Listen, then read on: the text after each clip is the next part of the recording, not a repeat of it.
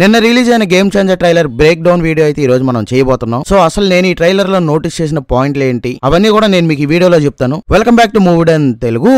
మీరు కనుక నా ఛానల్ కొత్తగా వచ్చినట్లయితే ఒకసారి నా ఛానల్ చెక్ చేసి కంటెంట్ చూసి మీకు నచ్చితే నా ఛానల్ సబ్స్క్రైబ్ చేయండి. అలాగే వీడియోని లైక్ కూడా చేయండి. Let's begin the show. So ఈ షాట్ ని మీరు చూసినట్లయితే అప్పన్న పొలాన్ని ట్రాక్టర్ తో దున్నుతున్నాడు. అదే పొలంలో ఆవులు కూడా అప్పన్న కంచిలో పెట్టి పెంచుతున్నాడు. ఆ పక్కనే ఇంకొంచెం మీరు జూమ్ చేసి చూశారంటే అప్పన్న అండ్ ఫ్యామిలీ అంటే అంజలి ఇంకా చిన్న రామనందన్ మీరు ఆ పొలంలో చూడొచ్చు. సో ఇదంతా నేను ఎందుకు చెప్తున్నానంటే అప్పన్న పాలిటిక్స్ లోకి రాకముందే ఒక రైతు. And coming back to this tractor, Appanna పెట్టిన అభ్యుదయం పార్టీ గుర్తు కూడా ఈ ట్రాక్టరే. సో ఈ అభ్యుదయం పార్టీ ఒకప్పుడు ఉద్యమ పార్టీగా ఉంటది. సో అసలు అప్పన్న ఈ ఉద్యమం ఎందుకు మొదలు పెట్టాడు? బేసిక్ గా అప్పన్న కూడా ఒక రైతు. సో ఆ ఏరియాలో ఉండే రైతుల కోసం వాళ్ళ పడే కష్టాల కోసం పోరాటం చేసి అలా రైతు ఉద్యమం పార్టీని మన అప్పన్న పెట్టి తర్వాతే దాన్ని కాలక్రమేణా అభ్యుదయం అనే ఒక రాజకీయ పార్టీగా మార్చి అప్పన్న పాలిటిక్స్ లోకి ఎంట్రీ ఇచ్చుండొచ్చు. అలాగే ఈ షాట్ లో మీరు అందమైన గోదావరి నదిని, దాని మీద ఉన్న గోదావరి బ్రిడ్జ్ కింద ఒక రాజకీయ సభ జరగడం కూడా నోటీస్ చేయొచ్చు. ఈ సభ అప్పన్న అభ్యుదయం పార్టీ అనౌన్స్ చేసినప్పుడు పెట్టిన మొదటి సభ అయి ఉండొచ్చు. ఇదే మొదటి సభ అని ఎలా చెప్తున్నానంటే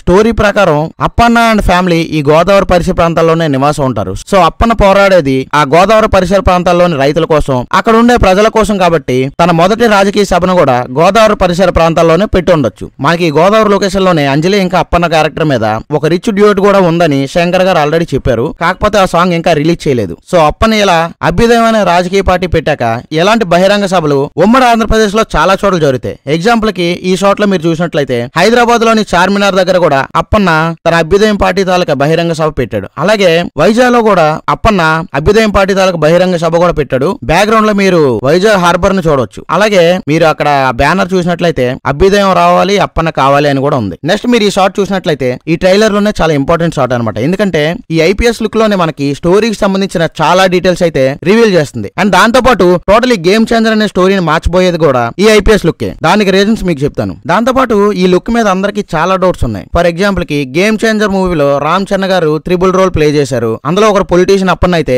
ఇంకొకరు రామ్ నందన్ ఐఏఎస్, మరొకరు ఈ IPS officer. So Ram Charan ఈ మూవీలో ట్విన్ బ్రదర్స్ గా కనిపించబోతున్నారు అని అనుకుంటున్నారు. సో ఇందులో రామ్ చరణ్ ట్విన్ బ్రదర్స్ అయితే కాదు. దానికి కూడా నేను క్లారిటీ ఇస్తా. ఆ క్లారిటీ ఎలా ఇస్తానంటే ఇందులో రామ్ చరణ్ గారు ట్విన్ బ్రదర్స్ కాదు అనడానికి నేను ప్రూఫ్ కూడా చూపిస్తాను. ఒకసారి ఈ ఐపీఎస్ రోల్ లో ఉన్న రామ్ చరణ్ తాలూకా నేమ్ ప్లేట్ చూడండి ఒకసారి. రామ్ నందన్ హెచ్ అని ఉంది. సో ఈ IAS Ram Charan name plate కూడా రామ్ నందన్ హెచ్ అనే నేమ్ బోర్డు అయితే మనకు క్లియర్ గా కనబడుతుంది. సో దీన్ని బట్టి మీరు అర్థం చేసుకోవచ్చు. అసలు ఫస్ట్ గేమ్ చేంజర్ మూవీలో రామ్ చరణ్ ట్విన్ బ్రదర్స్ గా మనకు కనిపించబోతున్నారు అనే కాన్సెప్ట్ ని మైండ్ లోనే మనం తీసేయచ్చు. So Ram Nandan first IPS officer గా సర్వీస్ చేసి ఆ తర్వాత some strong reasons he turned into an IAS officer అనమాట. సో ఐఏఎస్ ఆఫీసర్ గా రామ్ చరణ్ పోస్టింగ్ మన ఏపీలోనే ఉంటది. మనకి ట్రైలర్ లో ఐఏఎస్ ఆఫీసర్ గా వైజాగ్ లోని మన ఆంధ్రలోని కొన్ని షార్ట్స్ అయితే చూపించారు. బట్ ఐపీఎస్ ఆఫీసర్ గా మనకి రామ్ నందన్ సర్వీస్ చేసింది మాత్రం మన ఏపీలో కాదు. బట్ ఆ ఐపీఎస్ ఉద్యోగానికి రిజైన్ చేసి ఏపీకి ఎందుకు ఐఏఎస్ ఆఫీసర్ గా వచ్చాడనేది మనకి మూవీ చూస్తే గానీ అర్థం కాదు. మూవీలో మెయిన్ ట్విస్ట్ అనేది మనకి రామ్ నందన్ ఐపీఎస్ ఆఫీసర్ నుంచి